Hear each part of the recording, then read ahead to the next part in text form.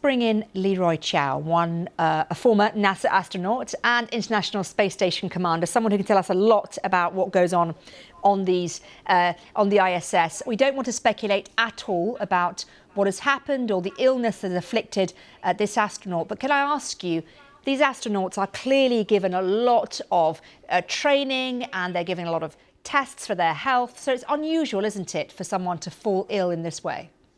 Absolutely, and that's why in the whole history of the program, you haven't seen this happen before. We are very well medically screened, and we have kits on board, extensive medical kit on board, diagnostic capabilities. We can talk to the doctors on the ground, and so we have a lot of capabilities, and everything in the past that has happened has been able to be treated on board. It sounds like that's also the case here, that whatever the issue was treated on board.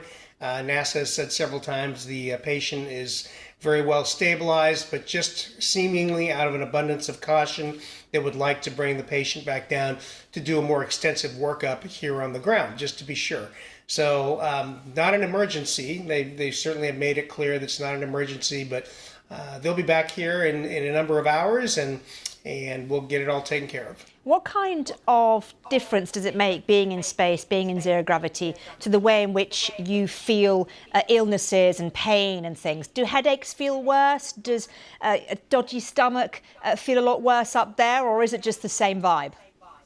It's generally about the same. I mean, you're in a weird environment. You're floating. There are some very real physical changes that happen to you when you're up in microgravity like that. Your body, you're carrying about, on average, 2 liters less water than you would here on the Earth. So that's why as we prepare to come back, they're preparing to come back. They're going to be taking salt tablets and drinking water to kind of make up for that less water in space, so that they're not severely dehydrated when they return to Earth.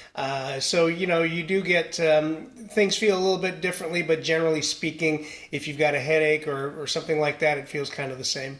What was the kind of thing that happened? Have you ever had any kind of medical emergency or anything happen to you at the ISS? Any kind of stories?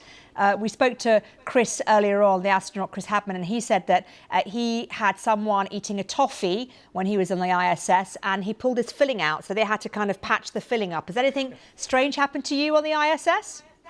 No, fortunately not. In my almost 230 days of cumulative time up in space, I've never had any kind of issue. So, nothing. Yeah, I mean, losing a filling, that sounds like something could happen pretty easily. Happens here on the ground. You eat something that's kind of sticky, and it pulls a filling loose. I'm just happy to hear that toffee makes its way out to space as well. Pretty mild like that. I said I'm just happy that toffee makes its way to space. Oh, right, yeah. So maybe no more toffee. We'll see. Maybe. Leroy, it's so lovely to talk to you, as always. Thank you so much for taking the time to speak to us. Leroy Chiao, former astronaut. Thank you. My pleasure.